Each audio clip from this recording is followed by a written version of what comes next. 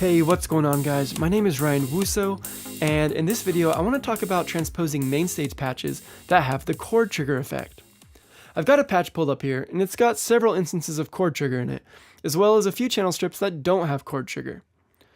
To get started, let's select that first channel strip that has the chord trigger effect, and we're going to solo it out. The reason being, so that when we transpose this channel strip, it's not going to play over the top of the other ones that have yet to be transposed. That would just sound bad for now. We're going to open chord trigger by clicking the middle of the effect here. And let's talk about why transposing with chord trigger can be a little more involved. And that's because oftentimes when using chord trigger, we're dealing with key-specific patches.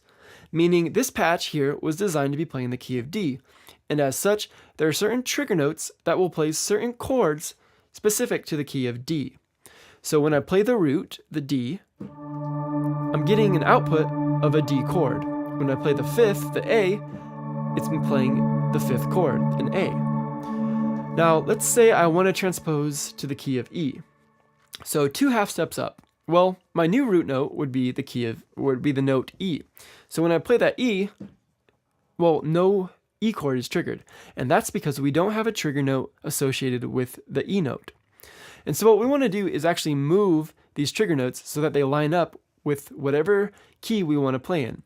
So let's think about how many half steps are involved in transposing. So let's say we do want to go from D to E. Well, that's 2 half steps up. And so all we have to do is click this trigger bar and drag it up 2 half steps.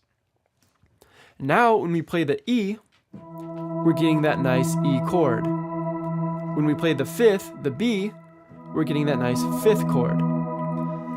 Now, we do need to cover one other thing about transposing, and that's that there's really 2 ways to think about it. And so one way is kind of what we just did, where we're thinking about actually changing the notes that we play so that we get the new key. Well, that's one way to do it. Another way is to say, let's say we want to still play we learn the song in D, and we want to still play the notes associated with the key of D, but we need the output to be in the key of E. Well, all we have to do is click here by chord transpose and go up those 2 half steps. So now we can actually just play the song as if we learned it in D. So I'm going to play the D note here, but you can see that we're actually getting an E chord as the output. This can be really helpful if you really learned a song in another key. Maybe you show up to play the song and now the band wants to change it because maybe it's just fitting the singer's voice to go up that whole step. And instead of relearning all the chords, you just play it how you learned it, and you're still, MainStage is doing the work in transposing it to E. Right? Some people say that's cheating, but it can really be helpful and save you in a pinch. I'm going to go back down to 0 here, and we're just going to move this up 2 half steps, back to how we did it in the beginning. I'm going to move this to the side, and we're going to talk about layers and how those impact transposing in MainStage. Well, we're dealing with this first channel strip here, beautiful pad. So with that selected, let's look at the layer editor tab right here. We can find beautiful pad right here and see that the layer range, the playable range, is from right here to this C, right?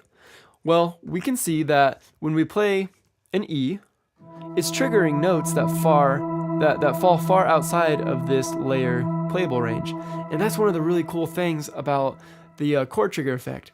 And that's that when we play output notes here, when we select notes as an output, they can fall outside of the layer playable range and they'll still be played. The only thing that has to fall within the layer range are these trigger notes. Well, we notice that because we transposed up 2 half steps, this C sharp, right, the minor 6th, well, that's now outside of this range, right? Falls right here. So if I were to play that C sharp, I'm not getting any output. It's not playing.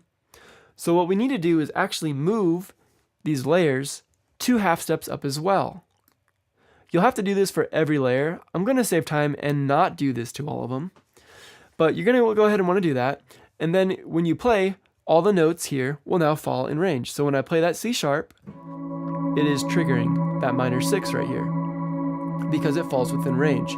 Now, obviously we'll want to move these so that we don't have an overlap and so forth.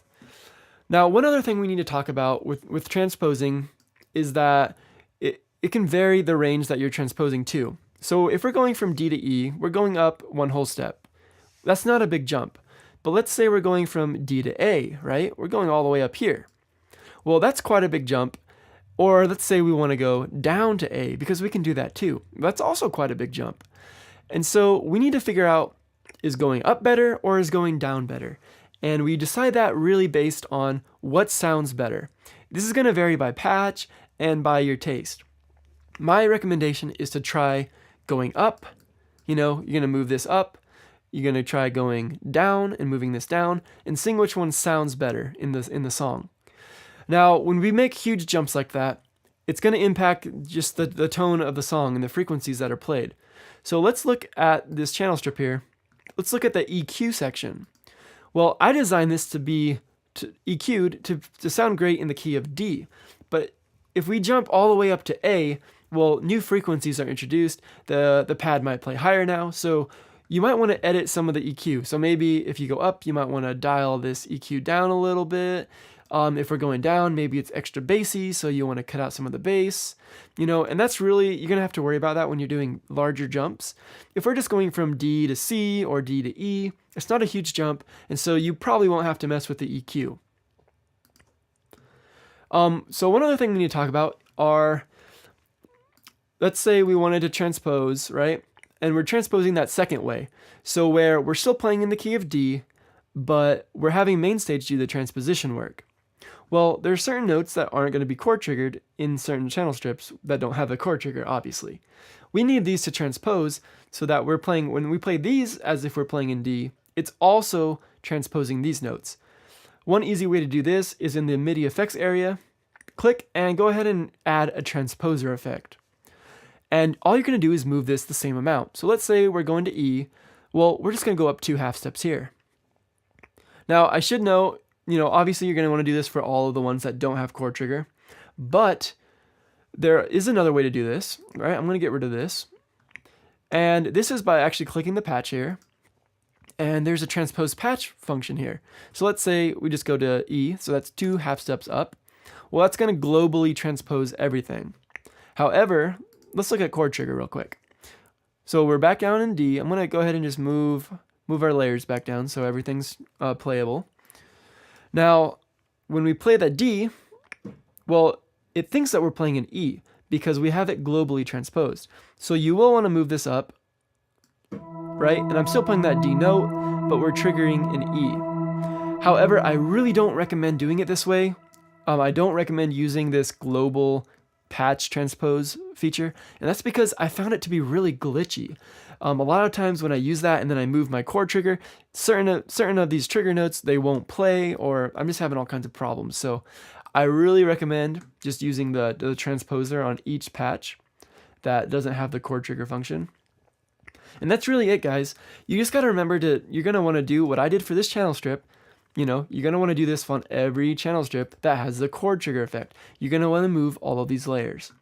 And so I hope this video helped you out. If you have any questions, go ahead and leave them below in the comments or message me. And yeah, I hope everything works out for you. Have a great day. See ya.